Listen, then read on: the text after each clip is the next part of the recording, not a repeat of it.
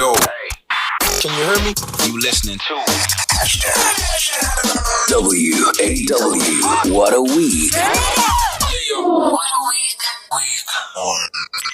Eta, welcome to another episode of Wow, What a Week.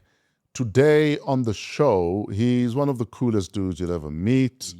In fact, many would argue this is three people in one because he's a medical doctor. He's a recently minted award winner, a recently minted hubby, we are told, though I don't see a ring on the finger.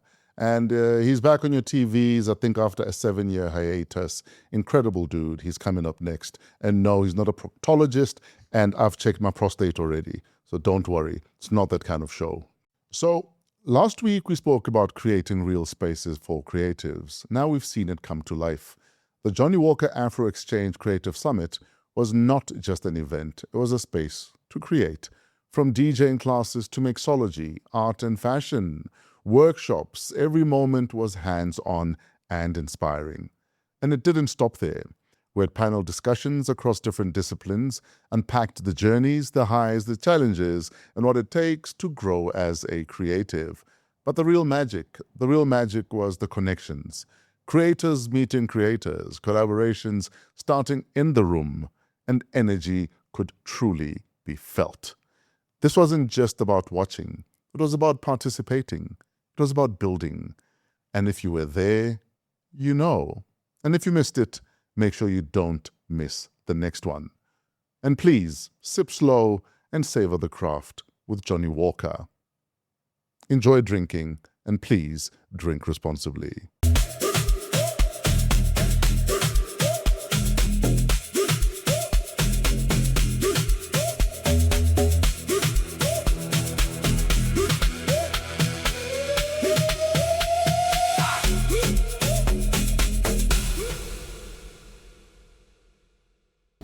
This is Wow! What a week. What a week. Celebrity guest. Celebrity guest. We're good? Okay.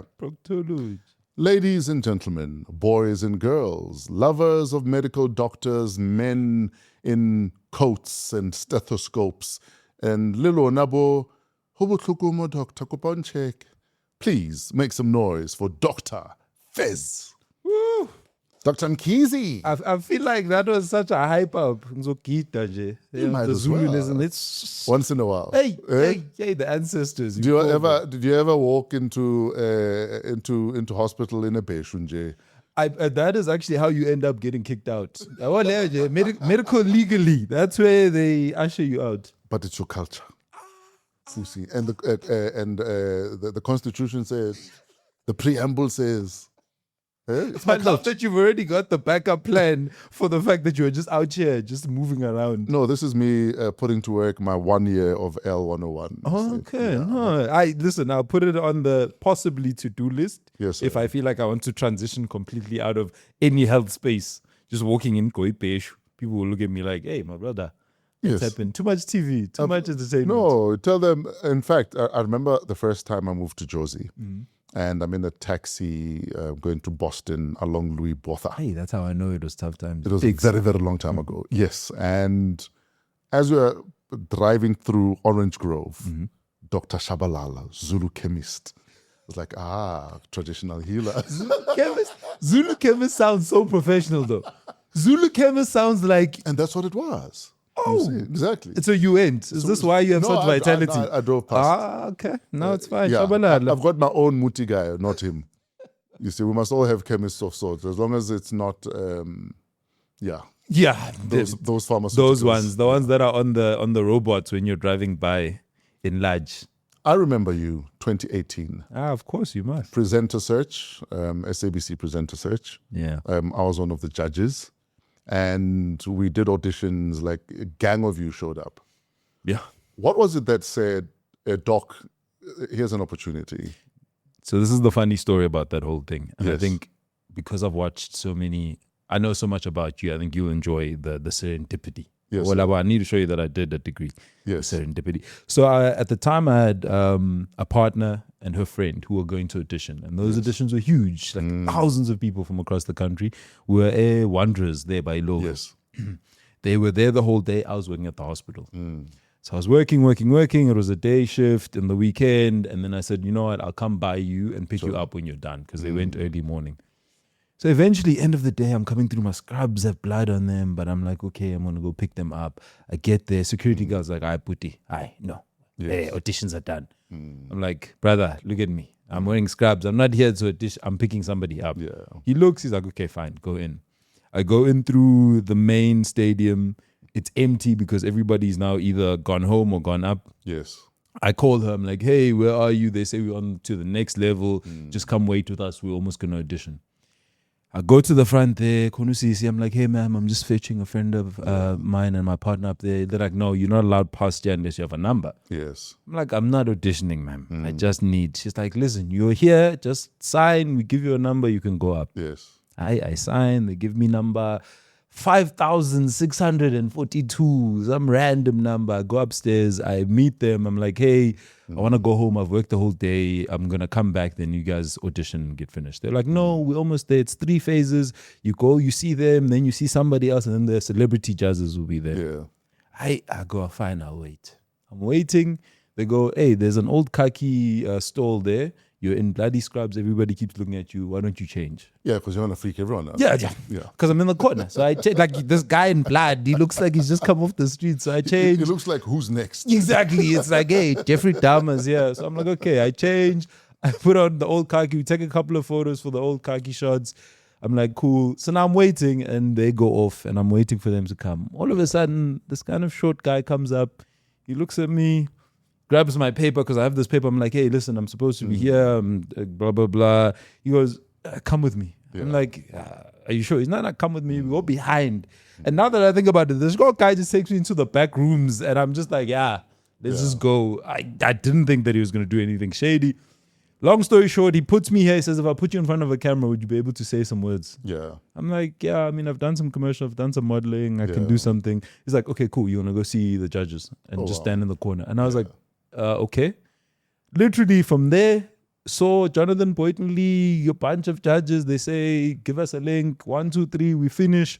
I walk outside. I literally have to wait still for my partner's friend. My partner makes it to the end. The friend, unfortunately, doesn't. But at the end of it, I get called, and then we were with you, reunion. I win. Yeah. Just like that, in scrubs. Came in bloody scrubs, left out top billing presenter. Now you're bloody rocking. Hey! You had that locked. You had that way too ready. Like you're bloody rocking. We're going to do a quick rapid fire just to warm you up a bit. Yeah. S3 or SABC3, which do you prefer? Which rolls off the tongue better? If you're SABC3. if you're a branding genius, which would you go with? I'd go S3 for the simplicity, but I'm from SABC3, so that holds something to my heart. Yes. It's Branding it's- S3, it's but because I'm personal. old, yeah. All right. SABC. When you won the SAFTA, who did you call first, mom or wifey? Ah, my mother. Yeah. My mother, screaming with the neighborhood, screaming. Because I shouted out Potchefstroom. People don't know where Potchefstroom is. Potchefstroom was like Yes. Shapestein. My mother was ecstatic. They were voting non-stop. There are people in Makaya, there in the villages, Yes. standing on roofs to get signal to vote. So I was like, no, it has to be them. Is it true that more often than not, we marry our mothers? Well, this is what's funny because I'm not actually married. Yeah. So this is the funny thing. I'd imagine if somebody would marry, you'd marry somebody who would be like your mother, purely because that's the woman you fell in love with first. Yeah. Yeah. But you're dating? I'm dating. Okay. You are dating? Yes, I'm looking. Okay. Dating. So you've got... I've got someone who's there, who's keeping me on the straight and narrow. Okay. Yeah. All right. Hey, that right. Eh? Hey, that right. No, I believe you, Doc. Who'd never not believe a doctor? You're a doctor, so it must be fact. Listen, I always like that because when people go, trust me, I'm a doctor. I look at you and I go, I know many colleagues who I will trust them as far as I can throw them. So I don't know if that's true. Yeah. Shorts and flip-flops Fez pitching up at UCT Med School. That was me. How long before you bought jeans? I had jeans, first of Yeah. all. Let's not get that twisted. But I just thought jeans were formal wear. I come from the South Coast. So literally I had a Sharks shorts because KZN, like with the little Sharks emblem, they were brown. And then the Haviana type thong slobs. And I'd wear those to lectures. And I was saving the jeans, for formal, something formal. special Like, occasion. yeah, just the jeans and closed shoes. I was like, one day I'll need to, win an award and I'll be there with Or my I'll go to blue jeans. church, something. That's when people were like, hey, this is a village boy here. And I was like, hey, guys, I'm from KZN, like Yeah. small town KZN. Mr. Supernatural Sash or Safta Golden Horn, which that's is tough. most prominent at home right now. That's tough. Because Mr. Supranational it's like basically one of the biggest male pageants in the world. Yes. Never had a black person win a male pageant, nor an African. So winning that was like 30 years of having nobody who looked like us winning it. And Yes. there's this big international award. But then there's the SAFTA, which Yes. is like our Oscar. Hey, both of them are there. The sash is in the bedroom. The SAFTA is when you walk into the house. Yeah, just to make sure that that's the first thing you see, the golden horn. If Dr. Mkhize referred a patient to present Mkhize, what would the treatment plan be? If Dr. Mkhize, it'll probably be, and this is going to sound so cheesy, I'd be like, hello, Dr. Mkhize. Yeah. This is patient Fresh. Yeah. He is coming in with enlarged prostate. Please handle him with care. Explain everything up front and then make sure that he gets the best possible care within a public health sector. But why are you using these fingers as you're talking about? Because I imagine that your prostate is deeper than most. Because you're long. And when you're long, I must use the longest finger I have to.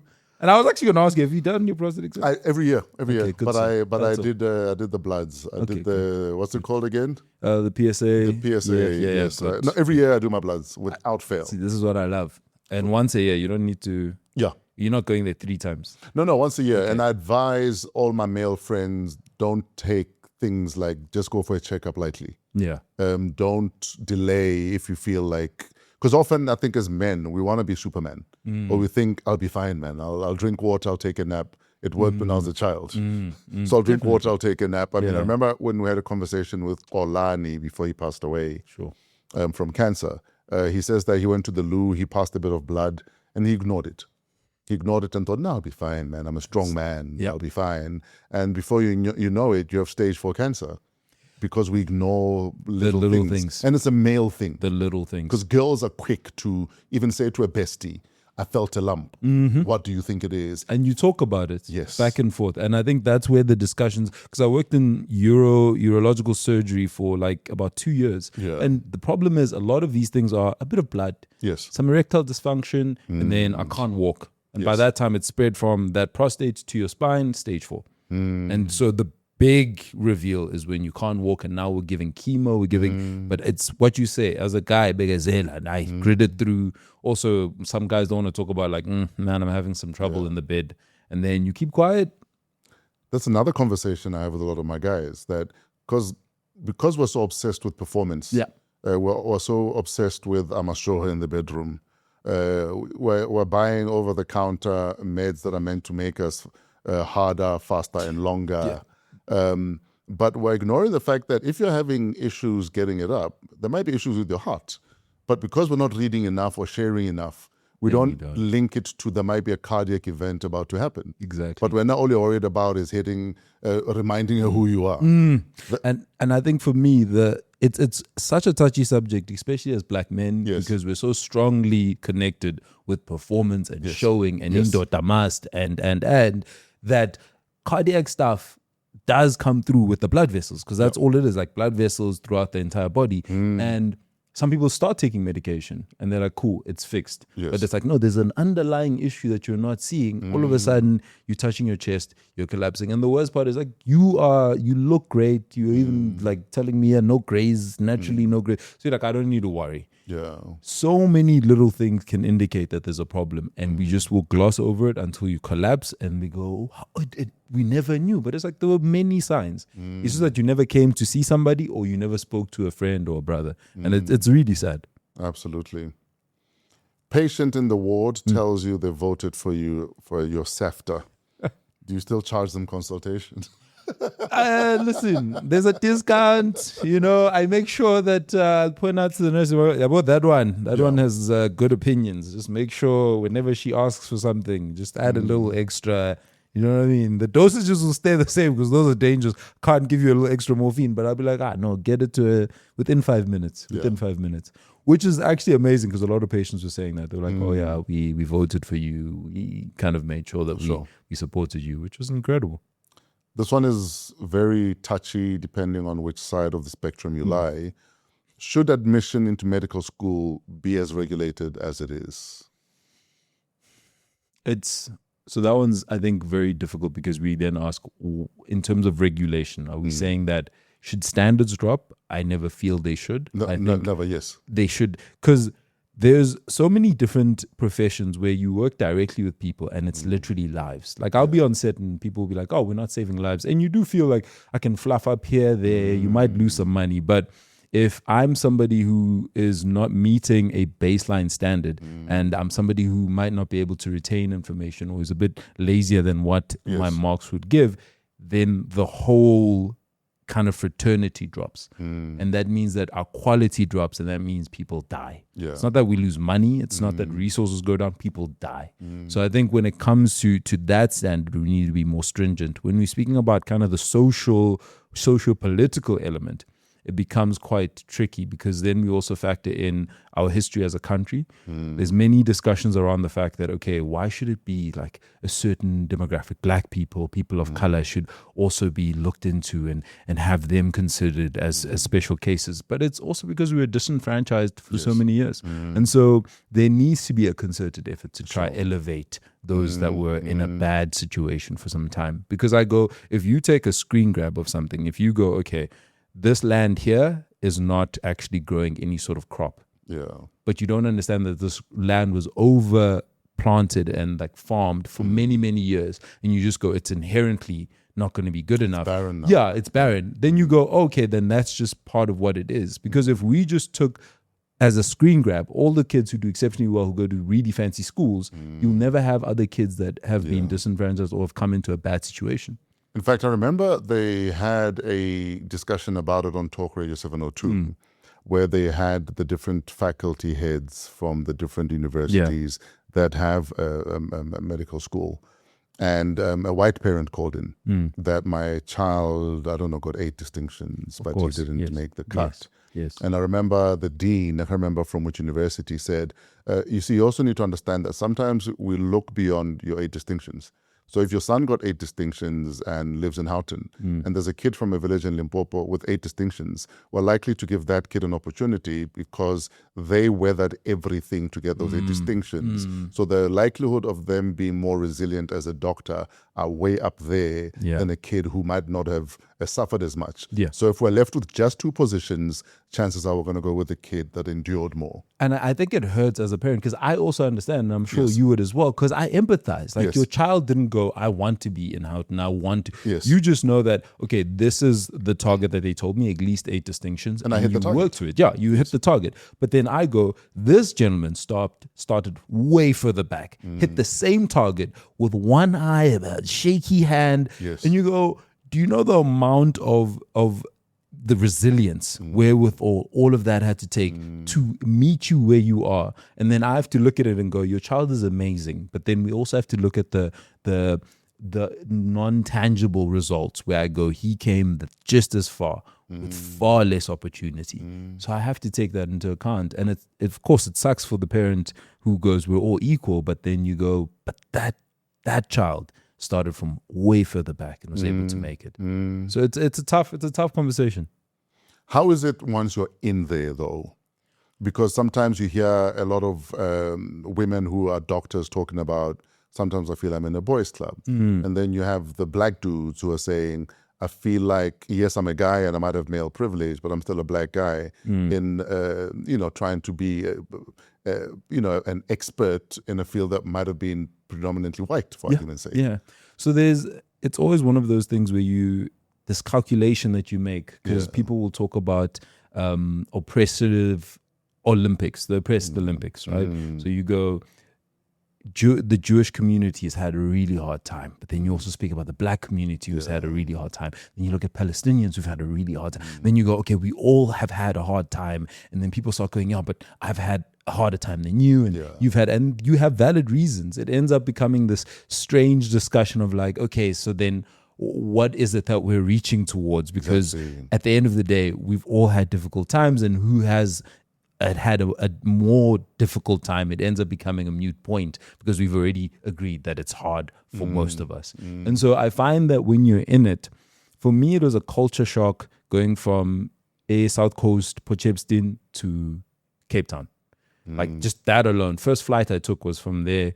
I was 17 years old. Mom put me into the flight, flew that side. I was literally like that person who was like, okay, about to go up. Oh, the flight's going up. I'm landing. I know I'm going to be there with different people, the fact that I was wearing shorts, I went there, I stuck out like a sore thumb. I was like, I was bald. So whenever I cut my hair, it was all the hair off because it was the most efficient thing you could do. And then it grows back. So everybody else was trendy looking. So that alone spins you. Outside of the academia, you're trying to find your feet. You're trying to, I don't come from a lot of money, so it's also scrounging things together to try kind of not look like you're poor, but also understand that people are driving Siroccos at the time or BMW, and you're there just trying to catch a taxi or a bus. And those are little things that you don't think about as somebody who comes from maybe a more affluent place from the north or wherever. But these are the things, the hurdles I have to jump through. So you end up sometimes also having a chip on your shoulder. And as a male, I had a chip on my shoulder because I was like, okay, I am black. Quite a lot of white colleagues or students that were also there who had a different kind of upbringing, and their parents would come give them food or take them home for holiday to study, and their parents are doctors and they give them inside info. So all of those little things do make you feel like sometimes you are the persecuted. And I can only imagine from a female perspective, a female who's a person of color. But I think at the end of the day, that's just life. I think wherever you're dropped into life, you start wherever you are and you play the cards that you have. Was there ever a moment where you felt, I'm not going to make it? Either it's too difficult or we don't have the money? Multiple points. I think going into first year, mindset-wise, it was also different because like at school, I could kind of not necessarily need to go into classes to be able to kind of go and get the marks and the grades that I needed. I think lectures, because they weren't mandatory, like you needed to hit a certain percentage of them, but you could kind of be like, oh, they won't shout at you if you miss one or two. And then I'm also coming from like a small town, so things like you go out and you see people are out late, and I was never out late. I was always at home at a certain time. So now you're almost finding your feet in a world that is like open and expansive. So I think I just started to kind of lose myself in terms of like going out, seeing new people, engaging with new people, and then having to pull myself back and be like, hey man, you need to come back. You need to actually, what brought you here is what you need to focus on. So there were times where I was like, okay, I can get swept up in the craziness of it all. And I had friends who had left the same small town and came to Joburg, and they weren't making it and they were failing and going back home, not because they weren't smart, but because they got swept up in the groove. And groove as a child is big things. Dude, so when I moved to Joburg, I was a DJ already. I mean, I had a little profile, but I was building.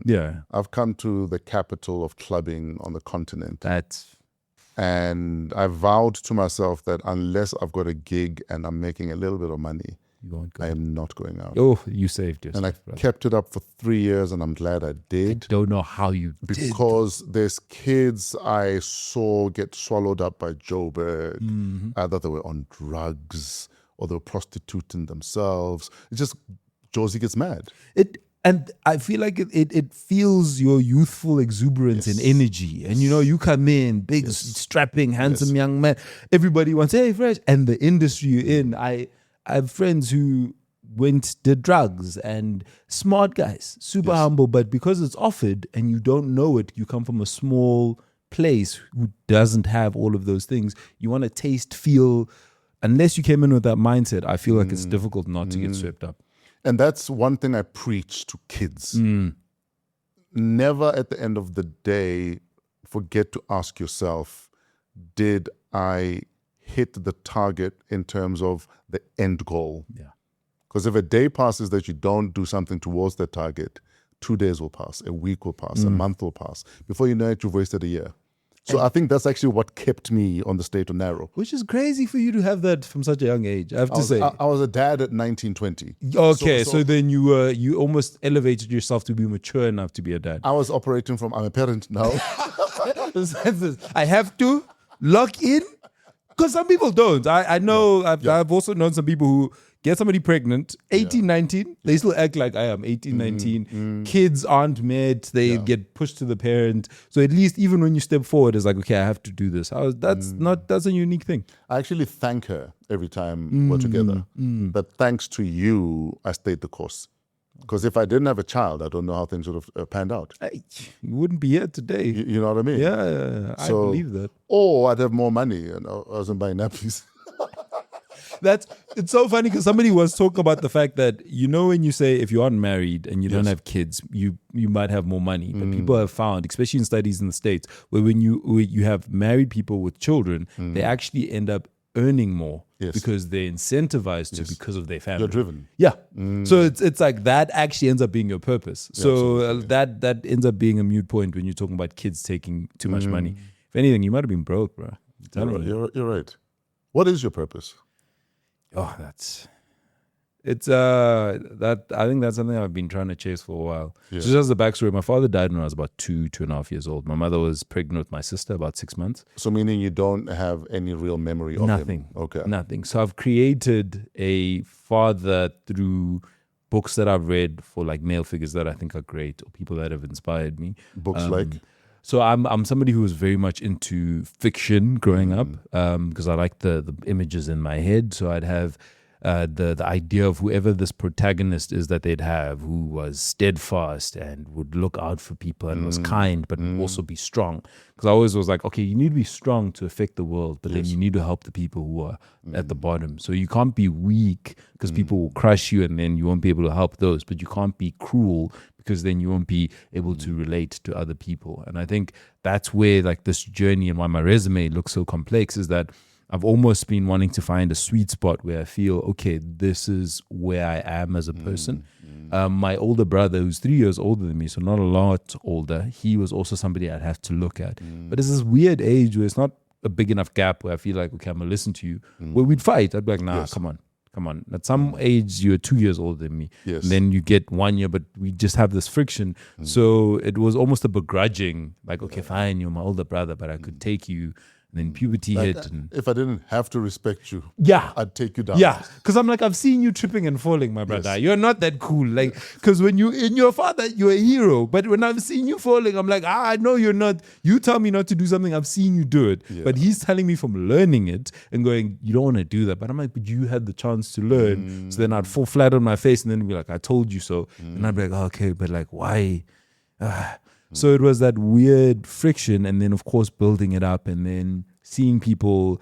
I always say Will Smith is somebody I always used to think was absolutely amazing. Seeing him on like The Fresh Prince, because he came and he was almost into this adopted family who had a lot of money, and I was like, wow, that would be such a great way to be. And he's so charming and charismatic, and I almost pieced together what I would ideally want to be as like a man in this world. But my mother also played a very big part. And I think she was balancing having She did well, man. Balancing having 3 kids. She was pregnant when my father passed, so she delivered everything without him there. Buried him while she was still pregnant. Yeah. My older brother is an orthopedic surgeon, so he's a doctor. He's done exceptionally well. I'm now also a doctor. I need to go finish specializing. My sister's also done her degree, and then she'd bring kids from the rural parts because she was a headmistress all together. And this was just one lady. Yeah, guys. And I always tell people, it's so funny to me when people go, oh yeah, okay, we hear it. Women are the bedrock of the... My brother, because of her, so many people are she's accountants, people who are in business, because she was able to raise funds for them, or she brought them into our house to give them a structure so that they can learn in peace and quiet.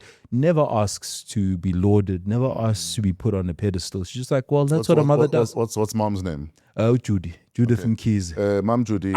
You've made. I would like to take this opportunity to thank you, and also to thank your kids for not being selfish when you wanted to do what God called you to do. So this is me just saying thank you. Thanks, Mom. She's gonna I've because she's gonna clip that. She's gonna have that on the phone. She's gonna play that thing because she's at church. She's Methodist church. I don't mind being in the church WhatsApp group. This is gonna go up on the church and be like, Mom Judy, and they'll be like, this is why she's part of the executive team. Exactly. God. So yeah, I just wanted to thank you, Mom Jay, in case you don't hear it enough times. Thank you. She's done a good job, man. Hey, listen, to have 3 kids who are flying at their chosen paths. Yeah. Not every parent gets to see that. No, and it's such a strange thing because they're families that we grew up with. So I went from Kwanzimago, which is like the rural areas, and then we went to Kamalake, which is a township. And in that township is where my father had passed, but she was alone in that space, and I was just an exuberant kid. I was running around doing crazy things, and she realized there was too much potential for me to get in trouble. So she moves her from Lokshini to the suburbs, where it was like 1 or 2 black families that were there, and then it's predominantly white back in 1990. And so she knew I could run around on the streets, no car's going to run me over, I'm not going to get into any sort of bad situations. And then there were families that were literally next door neighbors who were similar to us, whose kids have passed in jail, just horrible instances that have happened to them. And we were literally the same kind of family, just that their environment. And for her to put us into that space, she had to work extra hours. We never saw her on holidays because she was marking papers to be able to get the mortgage for the house. I was in the suburbs. So every single chance I get, I thank God for her as a person. We're still talking about your purpose. My purpose. Yeah. Very good courage. I think my purpose at the end of the day, for me anyway, it's like a dual thing. I want to show what umuntu ophuma like from Kwanzimago, KZN can do, but most importantly, I want to help people as best as I can. So for me, I always say the thing that connects the medicine, TV presenting, acting, everything else is that I love people, like the human condition. So I've seen them at their worst. You come in, car accident, you're sad. A lot of my colleagues, you die inside sometimes because you're just like, okay, come in, head, MVA, motorcycle injury, stab. So sometimes you need somebody who's going to sit here and be like, hey man, how's it going? Good. And you can speak to somebody and they're not just a condition. But I've also seen people who've accolades. I've met Usain Bolt, who's been like somebody who I find incredibly inspirational, all sorts of celebrities who've done things at the highest level. And you can almost see the beauty of like when people are at their lowest and people are at their highest, and kind of what connects them. And for me, I just love being able to facilitate those discussions, but also to make people feel like they're amazing because of the work that they've done. Is there any case you've dealt with, either at casualty or in jail as a doctor, that reminded you of your own mortality? Multiple. So I'm going to give you, I want to call them the top 3, but like I'll give you 2 of like the lowest. So the first one, I was an intern. You come in with all the energy, the zeal of like wanting to affect change, and you're working in oncology, which is already tough because most people are going to pass. You try to make that pass, that transition easy or delay it. So there was a 16-year-old cancer in the blood, and he was deteriorating quite quickly. And at the time, we didn't know what was wrong with him, but he was getting quite sick very quickly over the week. And I had worked the night before. I was on call, and the colleague I had didn't like me to leave because when you're left alone, everything comes to you. It's a bit scary as a new person. Usually what you'd want to do is go home because you hit your 30-hour mark, whatever it may be. You're tired, and after a certain point, you're actually quite useless. You feel drunk because you haven't slept. So I'm like, cool, she doesn't like me to leave. I'll stay with her. We'll support each other. We're in the war, in the trenches. She ends up leaving at some stage. This is the funniest thing. She leaves me. I'm stuck there till 6. Since the night before, I was 6 a.m. in the mornings, day after 6 p.m. I finally hand over this thing. We have a scan that we're going to do for this kid to check his chest because we're thinking that there's some sort of fluid in the heart, potentially. And that's an emergency which we need to actually tap. So I eventually hand this over to my senior who's there, and I'm like, please follow up on it. Great, I'm exhausted, go home. And I'm sitting in my doctor's quarters, and I'm thinking, should I just follow up on this scan? But I'm like, if I don't sleep, I'm gonna basically be going on 3 days no sleep, and I'm gonna be like a waste, because the very next day you push again, and then you probably be on call. So I was like, it's fine, let me go to sleep. I'll pass out. I passed out at about 8. Woke up extra early that morning. I saw that there was a missed call from the hospital. I'm like, I'm sure they called him because I'm not on. Great. So I get in there. And the day before I'd actually left at that 6 o'clock, the mother had kind of been there, and there was visiting hours. And in those visiting hours, you're supposed to see the child and then go. She was like, please, can you... And I was like, it's not with the rules, but I went and I spoke to the nurses, and I was like, sister, listen, just as the favor, you know how he's been doing. She just wants to be with him. Maybe it'll also help. Just let her stay here and we can sort it out a bit later. So she was like, okay. So I go, in the morning I come in, I'm wanting to see the mother and just ask her how it went with the son. Literally 15 minutes prior to me arriving, the son had passed. Yeah. So the son had passed, and what had happened is we had this information that was given to us, and because my senior colleague had been so busy, he hadn't had time to go fetch the results, so there was just some delay there in terms of being able to get it. But there might have then also been delay when it comes to being able to do the intervention, which was draining the fluid, because we found that there was fluid in the heart, and this was found at like 4 a.m. So I get there, and the mother comes up to me, and she's just like, thank you so much. And I'm like, what? And she's like, he's passed, but I was there with him when he passed. And she's like crying, and I'm sitting there, and all I'm thinking is, oh no, he's gone. She's sad, but she's grateful that she was there. I'm in this weird place where I'm like, but we could have saved him, surely. Maybe if I'd stayed or like just waited. It's irrational, but like maybe we could have tried or pushed. And she's just happy that she was there when her 16-year-old son passed. And I stood there, and I'm going, this is my work. This person, I'm overwhelmed by these emotions. This is not a spreadsheet that doesn't balance. This is somebody who's passed. I'm trying to figure out what I could have done, how I could have optimized. She's just happy that there was some level of humanity that was there. The nurses were just like, hey, That's what it is. and it's this whole whirlwind that you're there where you go, if I was doing, I don't know, maybe accounting, I could just be like, we missed out on the stock market drop. It's just $1 million. Yeah. Wow. There's tears on me. I'm trying to console her. I'm feeling guilty. Like maybe I should have just never left. I'm like, how much time should I stay in the hospital? Maybe I should just sleep in the hospital. Is this a thing for me?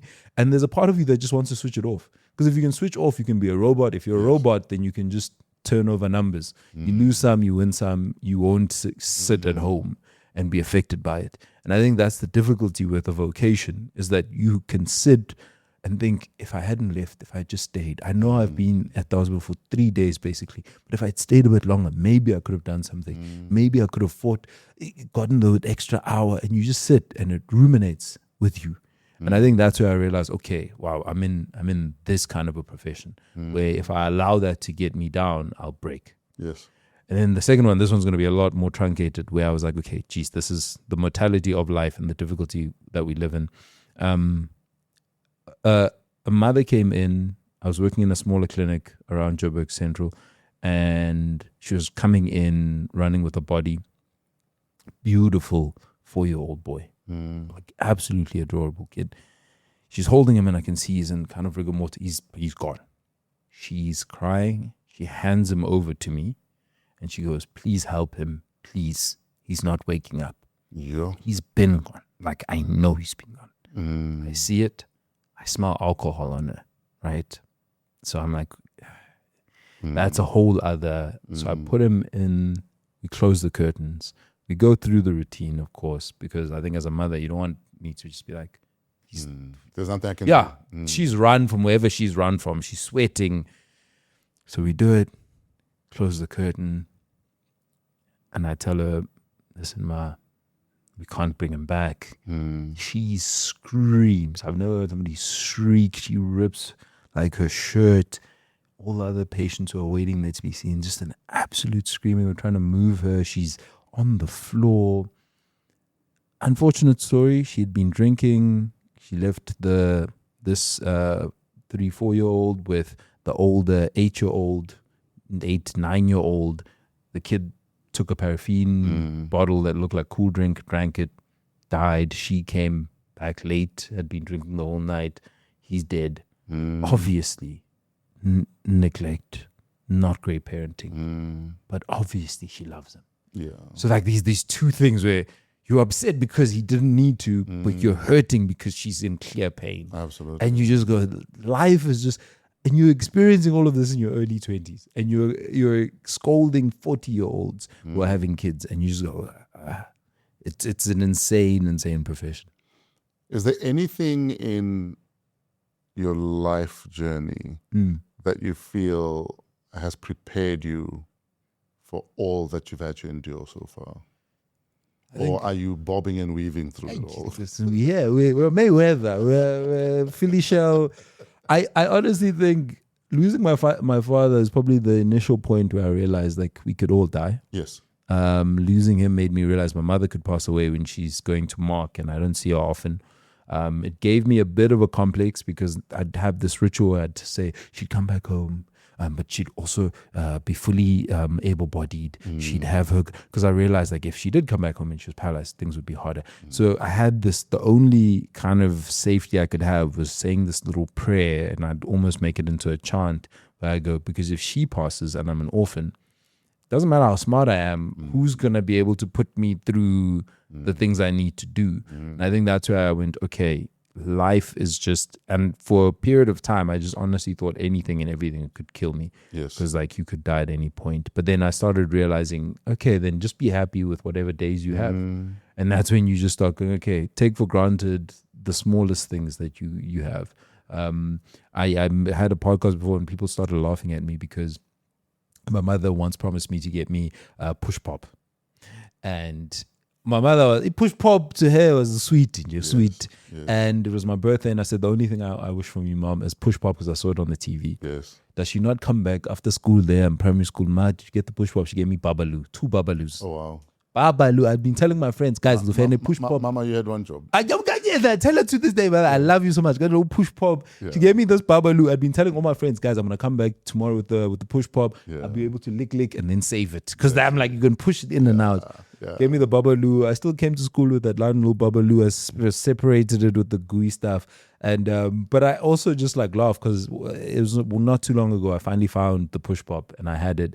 And people just think it's ridiculous. But I'm like, it might cost, I don't know, how much it costs now, and I can afford it.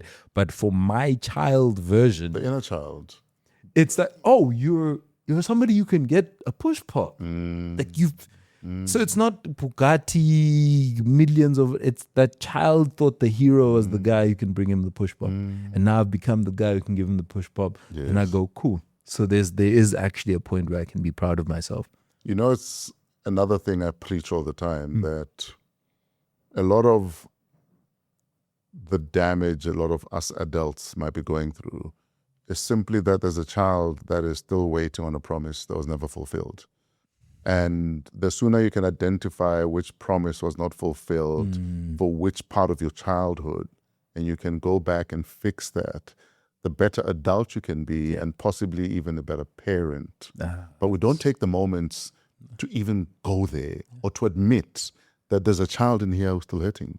Never take the moment. And for me, or for you getting that push pop, might be the difference between how many other people's lives you saved on that day or that week, because you're that much happier. It honestly, you can, I try to even like make it academic. That kid in me was just excited. Yes. Yeah. Like I pushed it through and I did.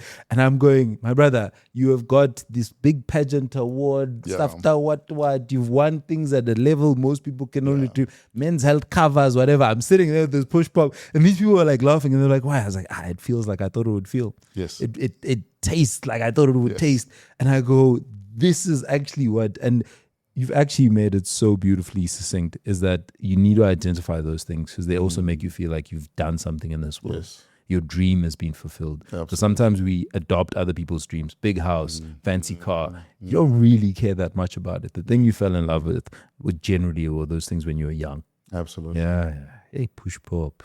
What does mom tell you guys about dad? It's funny because when she describes him, I see her lighting up, and sometimes I do feel a bit sad because I have no connection to it from an emotional standpoint. I just know that he's the seed, the egg, and that's him. But she described somebody who had friends, who was very boisterous. He was a lot lighter than me. They used to call him Umlungu because he was so light. Yeah. And even in the photos, the black and white ones, you see his hair and like his beard, but then he's quite light. My brother looks more like him. And he was somebody who was into hospitality. He was also into academics, but he was just a guy who liked to be with his friends. And I could see that because a lot of his friends would come to us when we'd move and get us like a bike or would get us, I remember the first time I had some of the really good fancy meat was from a friend of his, not even like blood relative, a friend would come every 3 months or so, just check years after he'd passed. I was like, wow, what a man to still have somebody who's a boy of his to still come and just make sure we're fine, to buy us bikes, our first bikes with like training wheels. It's like, okay, this is clearly somebody who was about camaraderie, about friendships. So in my mind, I just imagine he was somebody good enough to have her feeling enamored because I think she's so amazing and she never remarried, never dated anybody else, keeps the same ring. I was like, okay, this must have been the guy. He wasn't even tall. She was taller than him. So I was like, this man must have been smooth with whatever he had because with all those things, she was still able to talk about him like he was the best guy she ever came across. Isn't there a sadness in when our parents lose their life partner, the person they thought they'd spend the rest of their lives with, and they choose not to date again? Or if they are, you'll never find out. This is the thing. Because for me, I've got an aunt that lived that. That husband passed away, and we've never known another man in her life. And we're like, 30, 40 years on? Yeah. And in my mind, I sometimes just wanted to say to Mom, why don't you ask her today what's going on? Because it's not my place to say how Dave as the child. Yeah, as the child. I need a malume. As the child, yeah. You know what I mean? Do you guys have those conversations with Mom? I will be honest with you. I think as a child, you feel secure in that. That's my mother. You don't want like another person coming in. So for the longest time, I was just happy that I wasn't having to deal with some man who I was not going to have to fight. But now that I think about it with my maturity, I go, I think it would be great if you found somebody and if you were able to kind of engage with him. And I've honestly never had the sit down discussion with her, and it's probably long overdue. But I almost for me, it was almost looking at her and going, wow, that's a love. Like you stay with someone for that long. But then I also recognize that you can love somebody else even without necessarily tarnishing the image of this person. Absolutely. You as a person can go love and be intimate with someone. And I go, oh, wow, that is actually a whole world I feel she should have the opportunity to have.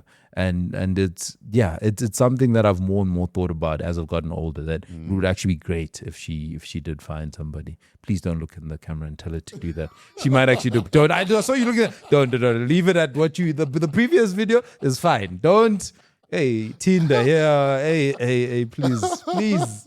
I saw that sparkle in your eye. You looked right. I was like, I'm about to have fathers coming in here. You think you know me? Please, I don't. Hey. Mama, uncle in there. I am not. Fresh, please. I cannot have the whole of South Africa now. DMs being slid into.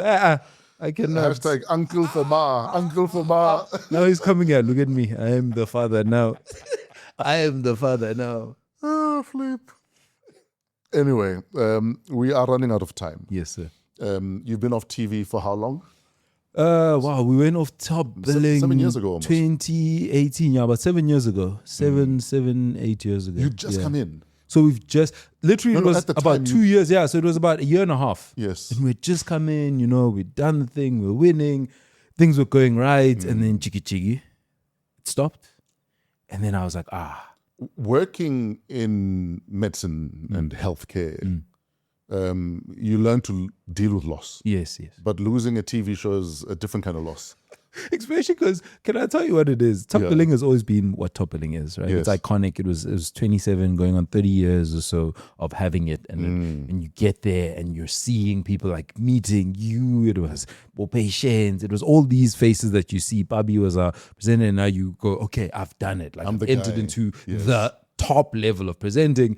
And then almost 2 years later, like, yeah, you're starting to, now we must. And you go, but I thought, and top billing is phenomenal. You stay at the best places, you meet some of the most incredible people, but it almost felt like it was cut short. And now, since we're coming back, it's at least getting that excitement again. That, okay, great, we get to actually see the best of the good life. But having been in the industry doing other work, I think it's also been really great to know that the kinds of people like you, for instance, you are who you are. And I always say there's like this duality. For those who don't know, I actually knew Fresh from Planet Fitness. He was there. He was working out, Big Daddy, Big Papa Pump. You see people and you go, oh, these are like a real relatable people. And then when we see them doing their work, it's almost like you become these superheroes. But some of the strongest people in the industry who've lasted are real people who just are really exceptional at their work. Sure. And so I've always wanted that to be like my North Star, to still be the same person, not to be a horrible person or like an asshole in any way, to be real, but to also try to be as exceptional as I can in the craft that I do. And that for me is giving me an opportunity to now show the stuff that I've learned over the time. Did you mourn losing top billing at the time? Yeah, it was really sad because I was really excited. There was many things that I was already imagining. It was social media. Before social media, you could put the best of the stuff that was there. Yes. And I was really keen to like immerse myself in that world and to have it pulled so quickly because we found out and then a month later it was like, It was gone. so it wasn't even like we were like in a year's time. It was like, okay, within a month it's going to be off and then you guys are going to be done. And you go, oh, so what now? Yeah, it's like, do I put into it? And they're like, no, that's how shows work. Go back to hospital. Yeah, it's like, well done. It's like, you did it. It wasn't you. I almost wish I could have been fired because if I'm fired, I'm like, I'm not good enough. You know, if you're just like, well, you're not good, bye-bye. You can go. Rocking, Yeah, bye-bye. it's bye-bye. Yeah, it's like, you are really great. You've got a great voice. You're able to, but the show's going. So, oh, are you going to put me on another show? No. So, bye. And you just go, and then? Top billing being back now, had they not called you back, what would have hurt more? Pulling the plug 7 years ago or not being called back this season? I think, I'm going to be honest with you. This is me being vulnerable. Not being called up makes it feel like, it's what I'm telling you. It's the show not being there is the show. Yes. You not getting called up, but the show is there. It's like, how do you even put it? It's, okay, I'm moving to another country. We can't date. I don't do long distance. Cool. You come back to the country. 2 months later, come back and you go, hi. I go, you're back now. No, thank you, sir. Yeah. So you don't want to date me. So you're here. Everything's. So it was me. Yeah, so it was me. Yeah. So it was actually me. It wasn't that we were going to have this. You just don't want to be with me. Sure. So now I do internal work of like, okay, maybe I'm not as great as I think I am. But at the same time, I think for me, it's become less of an ego thing as well because I go, I really want top billing to be great. And I think we've moved so quickly. And you also attest, there's so many different mediums that people want to consume content with. Yeah. I want it to transform into a thing that it was back in the day, but with how it needs to look today. So on all platforms. Yes. So I have no ego in terms of like me being at the forefront. I want the show to be the powerhouse that it was. Sure. Yeah. But yes, it would have sucked. I'd have been like, yeah, right, guys. Where were you when you got the call that we're riding again at dawn? I got a message and they were like, hey, because we launched, we did a pre-show to make the announcements for the show. Yes. And I saw it and I was like, okay, pre-show for the show. And then I go, okay, so you shoot the show and you make the announcement, but you're still waiting to hear that you'll be on the show. Oh, yes. Because it could have been a thing of like, okay, you know, when you have a rocket and then there's the jet propulsion and then eventually that one falls off to allow that one to go into space. So you're like, I don't want to be this one. I want to be the main one. Yeah, I don't want to be the propellant. I want to be part of, I don't want to fall off. The rocket. Yeah. Rocket man. Exactly. Yeah. You don't want it to be like, oh, they launched the show and then they were gone. Okay. Yeah. So when they finally were like, and we want you back on the next season was just after we had launched it in Cape Town and they were like, okay, let's start shooting the inserts. It wasn't like a thing of, oh, you're in. They're like, obviously, we're going to shoot inserts. And I was like, yeah, we are. Okay. Thank you. And not everybody got the call up, but some did. So Sure. yeah, it's good. What do you say to people who are so old school, they feel like doctors must just be doctors, be a professional at what you do, don't be dabbling in media? I'm asking you this because I went through it when I was at law school. That it was especially in a small country like Bots, Of course. where every lecturer said to me, as lawyers, we don't prance around at night. That was one thing my L101 lawyer, my L101 lecturer said that to me after there was a nice big article about me because I just started on radio. I was DJing. Now he's gonna look at your marks. But and I'm make still sure- first year law. And he said to me that you must decide what you want to do. We don't do this. And obviously things have evolved. You're finding that more professionals are also in entertainment. And often it's because I did this for mom and dad. Now I'm then I doing do the this thing for I my love. soul. Yeah. Yeah. I always say, I think even within the acting space, so this is just like a random detour, but people had approached, hey, do you want to act this? And I said, you know what, I would love to, but can I just have an incubation period? So I took about 2 years from 2020 and just did Shakespeare, I did it with Dorothy Ann Gould, Graham Wilson, would like start off with Generations. And I just did time with it because I respect each and every craft. I Yes. think a lot of people don't, they go, I can speak, I can be on radio. Yes. I'm like, brother, you don't understand the technical components. You don't understand pulling topics from the net. You don't understand transition. But like, there's so many things. People think just because you can speak, you can do anything. Yes. And so I respect each individual discipline and space. So I say, if you want to do it, please go ahead. But also understand that people have every right to be skeptical. And then you have to prove that you have competence. Yes. You can't just be, I'm pretty, so I should be on screen. But you can't hit your mark. You can't remember lines. You shouldn't be. So if somebody goes, you're not good, you can't be like, but I am beautiful. And Yes. no, you're not competent in this particular field, Yes. but you're able to get people's attention. You just can't keep it. So are you finding you need to almost doubly exert yourself? Triple, quadruple. I'm generally always in shape. Because at Yes. any point in time, somebody goes, take off your shop, Mr. 3 Men's Health Covers. Yes.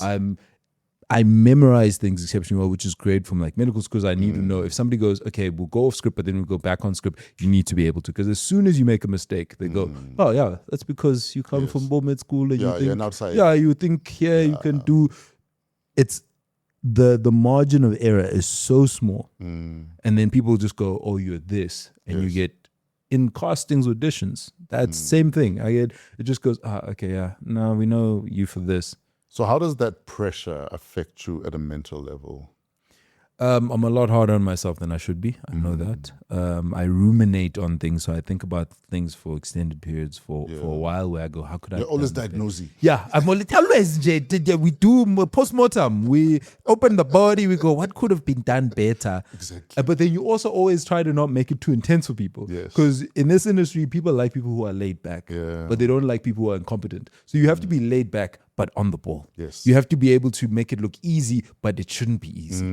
It's this thing where you balance all of it, and then at the end of the day, you need to be like an easy energy to go with. You can't be neurotic and be like, yeah. Sure.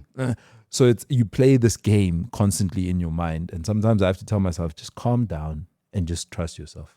Do you ever find that because generally you are a hard worker, that I might be in an industry where I am not the main steering in that industry, but I work so hard, I know I will outperform a lot of them, Yeah. but I will still dim my light so that I don't don't outstaring encroach. them Yeah. in that staringness. Yes. I hope I'm making sense. Yeah, boy, no, that's steering. Yeah, well, you are steering in the right direction with that. It's unfortunately sometimes an industry of egos. Yes. And the one thing you don't want to do is step on an ego or push against an ego that has power, Yes. because then you suffer. Yes. And to correct some people is okay because they like correction, and to correct others is a way to never get work. So you do the dance of, I didn't know that. Was that Yes. on page 20? Meanwhile, I know all the page. I can tell you exactly when you go, yes, of course. Wow. Smart. A little bit of fluffing, a little bit of, because it's one of the 48 laws of power, never outdo the master. Yes. So you never want to make them look bad. And there's certain people who you can tell are confident in themselves and they don't need that. They can be like, oh yes, of course. Because you're like, no, I have the XP, the experience. And then there are others where you go, no, sure, yes. Oh, I didn't know that. Really? That's what it is. Oh, okay.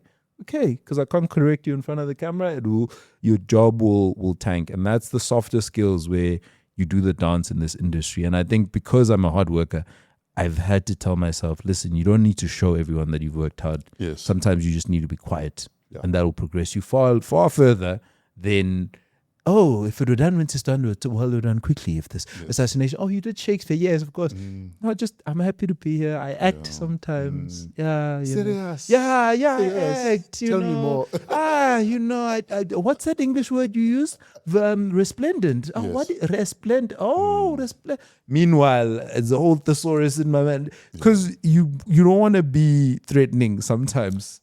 But isn't that the cheat code for life, though? Mm-hmm. That if we all knew when to use the power we have Yeah. and when to shut up.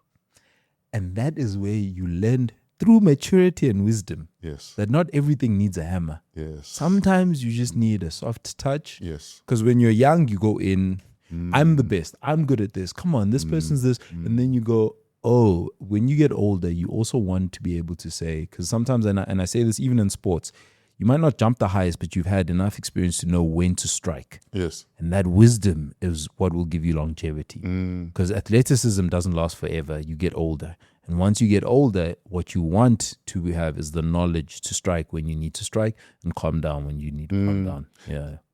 I'm very pro a man must be manly. Just don't apply it everywhere. Because that's how you get killed. But and also getting killed aside, you need to know when to be a gentle person. You need to know when to apply almost a feminine touch to things. The balance. But often we are so obsessed with I'm a hammer and everything is a nail that we end up losing ourselves, losing people we love, losing our jobs, and then thinking the world is against you. Exactly. But you're a hammer, and all the nails don't like hammers. It's so funny. I think for me, that's also like a lesson. Growing up, because I was trying to find like the manly version or like a man, an ideal, I was a bit more of an aggressive kid. And I realized that aggression also came from fear. So I think sometimes when you want to engage with something, the easier thing is to just fight. To fight like, it, yeah, yes. throw a punch. If you're scared, if you think somebody might do something to you, don't even talk it out. Just attack. And it's what you were saying. Everybody then gets hurt. Everybody burns. And if you end up trying to have that outlet as alcohol, drugs, sex, whatever you think will be that outlet, instead of actually engaging with the softer side of things or being able to blend that into kind of the stronger with the maybe more soft, feminine and the masculine energies, I think that is where you'll find a good balance, because most men want to act like they don't have a feminine component. Yes. And that's where you get issues where I've had many discussions around gender-based violence and concepts around it. And that's because a lot of men, instead of speaking about emotions, they push them down. And if you push against them, they push even harder against you. And it becomes who's got the bigger balls. Exactly. And unfortunately, culturally, that's also been something that I've found within a lot of, especially like rural parts. They tend to just quiet, suffer in silence, and then explode. What have you had to unlearn as a man? That you, just because you're the bigger, stronger person, doesn't mean that you are somebody then that should be number one. Ah, yes. Put ahead. Doesn't mean the concept of get the biggest piece of meat isn't just because you're a man. It should be because we've provided, and the person who's dishing up feels that you deserve that meat that you've had, as opposed to like just dominating people. Because I used to see that from uncles, from the kind of the male figures, abasekhaya, where they'd be like indota and azindota. If heads don't bow, then it's disrespectful. And I find that you're just always in fights then. That's actually my other thing. I just realized, because if this person doesn't, now you must fight and exert. And then if this doesn't, you're fighting. I'm like, how many times? Because you'll find somebody who actually fights better than you, and now you're on the floor, broken nose. And then what? And now who you are, because you've been beaten up in front of your kids or in front of your family, now you're like, oh, I'm useless now. Now you beat them up because they could never beat you up. Yeah. And I go, so if I'm hard all the time, when do I get the manicure or the massage? Or Like, no. Or do I get them and hide them? Yeah, exactly. Now I have to be telling. I remember Now you're walking around like this, hiding your nails. I promise you, but like somebody took off his shoes. It was one of my friends, and we were like, and he took it off, and he's like, "Brother, why are your toenails shining?" And he's like, oh, "Guys, Yeah. you know, I think it looks nice." And I'm like, And you should never have to explain yourself. I had a friend tell me why I have flowers in my apartment. I was Yeah. like, because I like they look pretty. Exactly. They're like, It- Baba, flowers. It's a colorful tree. I like looking at nice things, and he's looking at you like, "Imbali." Yeah. And I was like, yes, it makes the space look the space. Why are you an interior designer? I'm like, guys, can't do what? So I can do all the manly stuff. You know, I do boxing. You know, I train. You know, all that stuff. You're like, yeah, don't mess with Fizz. I put flowers. Baba. You Fizz. soft. Joburg. He's like, Joburg. We have it. I'm like, so I cannot have flowers. Me, I must just sit in my room, Ganje, with just black duvet covers and just be here because I'm a man. I was like, boys, come on. You know, speaking of getting the bigger piece of meat, because often if we're eating at family events, the kids will ask me if I want to dish out. Yeah. So because on my mom's side of the family, there were 10 kids, but the firstborn was my aunt Rosina. Doing the things. And she was a matriarch of note. But hers was simple. The kids eat first. If there's any food left over, then the adults will eat. Really? So, and I've adopted that myself. And I often encourage that. And her argument was, we've been eating meat for so long, let the kids enjoy some meat. That is such a good way to think. You know what I mean? So for me, it's always that. So I cook at least 2-3 times a week. Yeah. I always tell the kids, dish out, and whatever's left, I'll have whatever's left. Because for me, it's the kids must eat. They must get the nourishment. Because they're going to grow, obviously. Yes, they have a direct correlation. Yes, I'm the breadwinner and everything else, but I want kids who are well-nourished and fed and happy. And again, you know, the mental fortitude to be able to think in that way and not just water off your back. Because a lot more people want to be like, well, you need to see that I'm the man. I do this, direct correlation with the food. And you're like, hey, listen, I'm never hungry when I go to bed. So why am I? And kids see that. And I've generally found, even with me, because I'd see how my mother would be selfless. And in the beginning, you'd push against it. But I intuitively go, that was my example. Yes. And so for me, if somebody were to say something like, oh, this is what a woman does, I'm like, my brother, I've seen my mother doing harder things than this. Yes. A woman does not ABC. Women can do whatever they want. Because I've literally had first-hand viewing of somebody who's done phenomenal stuff. So it never even phases me. Yeah. But I've never had somebody tell me that the kids eat first. No, the kids must. If makes there's so food, much sense. If there's food left, then we'll Makes eat. so like much last night. Last night I wasn't hungry, so they ate. I had a fruit. Yeah. Also because I'm on a calorie deficit and I don't eat past certain times. Yeah. So I was like, I'll just have a fruit and I'll be fine. And your body does adapt. your body adapts very fast. Yeah. You know But what I they're mean? still growing. They actually need it. There's a direct correlation with their cognitive development, physical development, and they will probably be hungrier more consistently than you are. And we need to raise kids who understand that, yes, I'm a man, but I'm also a human being that needs to have certain skills. Yeah. So every morning when I wake up and my 10-year-old has made his bed, I smile. And he wakes up before me, and the first thing he does is he makes his bed. Oh, wow. And I don't know that he'd be making his bed if he'd never seen me making the bed. Yeah. So it was very important for him to see me making the bed so that it's normal. Exactly. I do the dishes so that he understands that dishes are dirty, they must be done. Yeah. It's not a girl's role. It's not a gender And that is, assignment. it's so much easier to raise a good kid than to fix a broken man because of the fact that these are things that, and I tell people all the time, half the things that people think are impressive about me, like I work out virtually all the time. It's just a habit. It's not even something when I get up, I'm not going, should I? I'm already heading to the gym. It's your lifestyle. Yeah, it's who I am. So when who you someone's are. like, okay, Mr. Tryhard, I'm like, this is the most effortless. This is all I know. Yeah, this is what I do. Like, you think it's hard. You're like, oh, Mr. Tryhard. I'm sure that days you wake up and you're like, why am I doing push-ups? I promise you, I get up and I'll tell somebody asked me, what is a bad day for you? If I get up and I just feel horrible on the day, Yeah. I'll probably do an extra 30 minutes. An extra 30 minutes. I know I'm already on the bike. Yeah. Like the bike is happening. I'm on the bike. I'm training. I will train. I'm crying. And I'm like, life is so hard. Yes. I'm here. Yes. It's my life. You know, funny, on Monday, we had a topic on a radio show about what is your Monday non-negotiable, because it's a Monday. Yeah. And the team was shocked when I told them, my non-negotiable on a Monday is I must put in a gym session. Because if I can't put it in on Monday, on Tuesday I'll have an excuse. Yeah, on gone, Wednesday, gone, the train is gone. Gone. So for me, if I don't get on the horse on Monday, then you know I'm going to have excuses. Yeah. And we don't realize that excuses are like tequila. One leads to the next. And again, I think people make it too. We live in a culture now, especially with social media, where everybody wants to flex a thing. Yes. I go to the gym 7 to 9 times in the. Some of the stuff, my friends are like, "Why don't you start making videos?" I'm like, "Of what? Yeah. The way you eat, the way you train." I'm like, "Why? This is just what I." Oh, but it's so different. I'm like, no. I have a thing, which is funny enough. It's a hashtag never miss a Monday. Yes. Because of that exact ideology. Yes. The Monday is the day I tell myself, listen, Friday can jiggy, but Monday, me and Monday are like this. You know, I'm not missing a Monday because I know that's where the momentum starts, be it moving forward or not. Yes. That's where the momentum will start. So I'm just like, that's just my life. And I don't think it necessarily needs me to tell all of you because I live it. Because what's next? I'm taking a poo. Yeah, That's what thank you. doing, I'm guys. like, guys, I didn't knock somebody out today.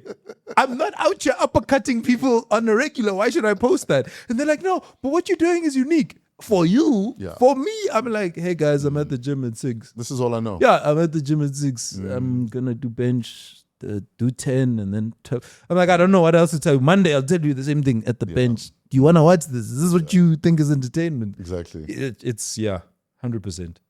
You do a lot of things and you do a lot of things well. I hope I do. What do you suck at? There's so many.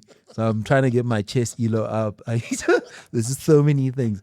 I honestly, to be honest with you, I'm so critical of myself. I find so many things that I'm not particularly happy with. But if I'm passionate about something, and I think this is where we probably resonate. If I'm really passionate about something, I nerd out about it. And I nerd out about it because I think we live in a time where excellence is not really as encouraged as it used to be. Most people just want to say so I'm an entrepreneur, I made this, I'm like, But you're dabbling. Yeah. You have seven businesses. How are you able to stretch yourself and do exceptionally well at 7 things? I'm an influencer. I'm like, okay, for me, if I say I'm a thing, and I'm always scared to say it, as soon as I say it, I feel like you should be able to go, okay, tell me, you say that you're a doctor. What's DNA? Deoxyribose nucleic acid. Yes. Okay, cool. You say that you're an actor. Can you tell me you're blocking it? Or it's this. What's the business here? What's this? Because if I say it and I am not those things, then I'm just playing with words. Yes. Then I can say, me, I'm Superman. And because we've almost normalized half-assing things, I call it just enoughing. That's a great word. And there's a conversation I have with school kids that you need to want to be the best at what you do all the time. Just enoughing it is not good enough. If they tell you that you need 50% to pass this module, aim for 90% anyway. Aim for 100%. Know that if you got 50, it's because it was fucking hard, not because you did not prepare for it. But because we've normalized mediocrity, we've normalized half-assing things, just enoughing things, that we will never be the best at what we do because it's normal for things to be mediocre. And the only way you can push an industry or push a certain sector Yeah. is by actually pushing and seeing where the boundaries are. Yeah. Because if you don't do that, then we stay at where we are. We'll never reinvent ways of doing something. You'll never be able to see how many gigs can you do in a week. Yeah. You know, some people are like, okay, like how do you work sometimes? There've been times where I've, like, say in the media space, I'll work in Cape Town, then we'll do something like Links till 2 a.m, then I have a flight at 5, and then I've heard friends who were in the musical space, like especially the DJ life is something where I feel like people, they'll go, oh, you have time. Why aren't you getting more gigs? Yeah, I do 1 in the night. Guy will be like, I do 3. I go from here to here to here. 3. Like, how do you know where your boundaries are if you're not pushing? Exactly. If you're not seeing what you can do, if you're not trying to, because then what will happen is the brass ring doesn't elevate and then you're just one of the hundreds and hundreds. And I go, that's where I see people who have longevity. They're always questioning, okay, so how can I infuse this a bit more, infuse a bit there? And that's where you get the longevity. And the people who are just happy, even within the modeling space, people are like, I'm a model because I'm within a modeling agency. Are you working? Are you getting paid for it? So then what's the use of being a model who doesn't get paid? You're unemployed still. So like push, work out, see the image. And we're in an era where if you do push back on people, people are like, why are you attacking him? Why are you being... I'm like, it's not coming from a hateful place. It's coming from a, are you just okay? Like, merits are great. Yeah, are you happy with... Like, you showed up. Like, I'm on the team. You never play. But I'm on the team, Are you on the happy bench. with being Mr. Congeniality? Yeah. You know? And I'm not saying that anything's wrong with that, but come on. Yes, we are. Well, so- It's like, yes, our country will not be better unless we try to be better. yeah. Yeah. And it's another conversation I have with my kids. Yeah. That whatever marks you bring from school, I just need to know that you gave every single thing that you had. Then I won't complain. And But if you're failing, but I can point to you that because you were playing Fortnite, because you went with your friends, because you slept, because you didn't study, then we're going to have a problem. But if I know you gave everything, I will never complain about your marks. can I tell you what's crazy? Yeah. And it We're might be finishing. going on a tangential. They're shouting at us. Yeah, I know. I can tell. And this is the final point, just to speak on that. I think sometimes... I'm with the doctor, guys. And yeah, sorry, Doctor's guys. Hey, orders. Sakoloma. Hey, doctor's orders. I think sometimes people are scared to fail. Yes. And by saying that, you almost allow somebody to get an outcome that isn't necessarily positive, but to know that you've emptied out the tank. Yes. Because sometimes you're scared, you empty out the tank and you fail, and then people go, you failed. But then I go, my brother, I saw you sleepless nights trying and trying and trying. You might have failed, Yes. but you gave everything. Yes. What more can I ask? And then you go, okay, that actually is what people want. They don't want somebody who's kind of scared, and then can be like, I didn't try that hard. Yeah. If I tried hard, and that if will go to you till you die, because you go, if I tried hard, I could have been the best. Then you go, okay, but it's useless now. You're 90, you're about to go, you're too scared to fail. It's like, it's like with KPIs at work, that often companies will give you KPIs, whatever the KPI is, but they can never prove to you or show you how they made sure the environment allowed for you to optimally deliver and On those, perform, yeah. that the KPIs were either hit or not hit. And we need to hold our kids to the same as accountable as that. Yeah. That these are my KPIs for you as my child, but I will also show up for you. Exactly. Because often we punish kids for doing things we did not tell them were wrong in the first place. Exactly. Or for failing at Exactly. things. We never even told them that this is part of your KPIs as a child. And all you get is the feeling of guilt because you didn't do the thing you didn't know you needed to do. Exactly. So I'm giving you parenting advice in I advance. thank you. One day is one day. Listen, from 19 years old. That's decades worth. Hey, worth. dude, I've been a dad for a very long time. Insane.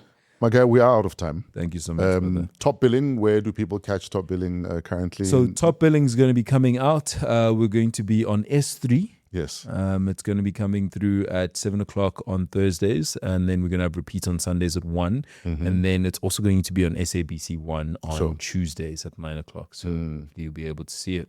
Enjoy it, SABC 1, S3. Finally, we're showing the best that we can bring. And there are going to be some new faces. I think people are going to be very excited. We have a beauty queen. Yeah. on And there. there's with a beauty king. Wow. So Also- Mr. and Miss. Can I say, Yes. Usine, who was doing TikTok billing on TikTok, he was one of the beating hearts that really allowed the show to keep going, even though we weren't on national broadcasters, because the show had resonated with him. And he's really young. He came up with kind of the TikTok billing, had his own kind of presenter search format. And I say, that's how you know something's strong. When kids who don't remember your Michael Moles because they weren't born are able to get that feeling of excellence and create something like that. Take it and run with it anyway. I promise you, and I can't wait for people to see him because I think he has so much potential. He has so much going for him. So that's where I go. I want Top Billing to grow, and he's going to be one of the people who are going to steer it. Sure. The youth, absolutely amazing. In closing, what does the good doctor fear? It's your biggest fear. I used to fear dying, if I'm honest, but now I've become a bit more. Now you can comfortable with it. resuscitate yourself. Yeah, listen. I'm sure you walk shut around up. with a defibrillator in Yeah, your just pocket. in case. These incorrect ways of doing Yeah. it. And, I think my biggest fear is probably dying with a tank that's half full. Kind of want it to just be empty. Yes. And there's so many things I want to do, and half the time people laugh at me, so I never tell them outright. I'm like, I have a notes page in my phone, so that when I'm holding whatever award, I can come back and be like, 2008. I told you. My brother laughed at me randomly when I told him, hey, man, I'm going to go into the space and I'm pretty sure I'm going to be able to get us after. Yes. And he says, I bet you won't. And I was like, I bet you I will. We've bet. He's lost the bet.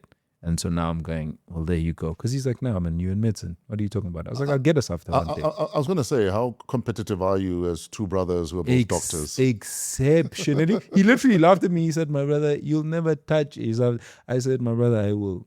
4 years later. And I was like, there you go. And he literally, he's the best brother because he hates that he lost, but he loves that I won. Absolutely. Which is that he hates losing, but he loves me winning. And maybe that was the plan, to push you to win. Yeah, he knows how to push. The reverse psychology of it. I'll say this, I do love you. I don't say it often, but I do love you. But would you give him mouth to mouth if he was dying? Listen, you can do it like this. So for those of you at home, get a good seal and it doesn't have to be lip to lip. You don't have to lose your brothers. Yeah, guys. it don't have to be lip to lip. If you feel uncomfortable, just a seal and then... Oh, fuck. When last did you cry? Losing my aunt 2 years ago. Yeah. Yeah, we've lost a lot of people in the family, unfortunately. It used to be a thing in the back of my head where I thought, like, as a family, we might have been cursed. Yeah. Because lost my father, we lost a cousin, and then a year later, another cousin in 2021, and then a year later, an aunt. So you almost start thinking in your mind that maybe you're like cursed, which is where the fear of like dying starts to expand. And then you have to face the fact that, like, what is it that you fear about dying? Like, even if you did die, have you not lived a life? Because you die eventually, whether it's today or in 50 years from now, it's the same outcome. Of course, you want to have all these things you want to do. So then I go just run at them at the pace that you can, because you might not get to all of them. But if you know that you're trying every day you're moving forward, as you say, every day you're trying to progress a bit, then it isn't a wasted day. And if you die, it wasn't a wasted life. 2 years is a long time not to have a tearful release. I don't know when else I would, if I'm honest. I feel like maybe I'm not watching enough movies, eh? Yeah. When last did you cry? I cry all the time. I cry when I'm happy. When I was bigging your mom up, I had tears in my eyes. I cry all the time, dog. I need to all tap in. My therapist needs to, because I think it's also maybe from a mental psychology. As a kid, I was a very big crybaby kid. Yes. So if I'm angry, I cry. If I'm happy, I'd cry. And then my mother would be like, hey, you're a boy. Why are you? Then my tear ducts. Yeah, just decided. They were just like, okay, Ndota must not cry. Sure. And like, I know I made a concerted effort to stop. And maybe from a subconscious level, my mind's just been like, okay, don't be out here just letting things go through. So maybe that's my next goal. Any patient leave you in tears or losing a patient? I think the crying, not so much. It does hit me very, very hard. Like there's a weight in the heart where you almost have to do this weird juggling act where you can't let it phase you too much because the next person gets compromised. Yes. So if you're not sharp for this one then doesn't get the best version of you. But at the same time, you don't want to cut it off because then you don't try as hard. Yes. And then you lose people. So for me, I have like a tally in my head of things and of people where I'm like, okay, maybe don't like flagellate yourself and whip yourself, but just think, okay, how could this have been done better? How could you have optimized this? Because at the end of the day, it's one of the most difficult things to have people come up to you and trust you. I think I don't take it for granted at all. Because when you have to have a conversation with someone and you're looking at someone, and you're talking about their child, their partner, their whatever, and they're looking at you and they know what this is about. That's the worst part. It's like, you know why we're here. They're not, I wouldn't put you aside, but they wait for you to say it. Yeah, I'm not here to give you a movie. Yeah, it's like, I wouldn't walk up to you into this room and be like, we did it. It's like, and they still wait for you, like, with hope. Yeah, with like, hope.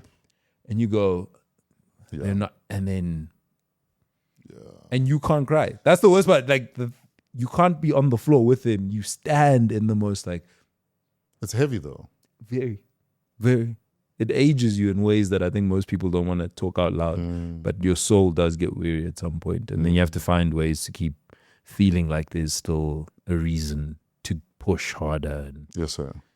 Because you've got a notepad of things you haven't told us about that you're going to achieve one day, I think you have enough reasons to keep going, my dude. And I think you should. I hope so, brother. I think you've showed a lot of people that if you focus, you can achieve pretty much anything under the sun. Yeah. And I think you should keep going, even if your big brother doesn't feel that you might achieve the thing. We see you, Doc. Mind you, he's amazing. He's an amazing. He specializes. He's absolutely awesome. And I tell people this all the time because my thing in social media used to be an average guy trying to make his mom proud. I didn't have all this other stuff added, and then my mother's like, "Why aren't you saying that you want this, you want that?" Because I'm like, I'm literally an average guy, That's all. who just wanted you to be happy and to be proud of the man I became. Everything else came as secondary to that. So, yeah. Are you happy? In fact, let me rephrase that. Do you have peace in your heart and your mind? I try to strive for it every day, and I live with gratitude as the primary thing that I try to have in the forefront of my mind. Yeah. I'll be very honest with you. Sitting across from you, speaking with you, is and it's not to like give you a big head or anything. It's just because I was born with one. yeah, Carry listen, we on. all have Inakele Yeah. at the back. No, it's just to think that in an industry like this, you rarely ever get. I wouldn't even just call it flowers, just like an acknowledgement of like, okay, you're working and you're see. somebody we see, yeah. Yeah. And I told people when I was nominated for this after, I was like, that alone was enough for me because I go, sometimes I'm going, is there any work that I'm doing? Because I do these shows and I was on Generations and I was doing all these things. Does anybody really acknowledge it?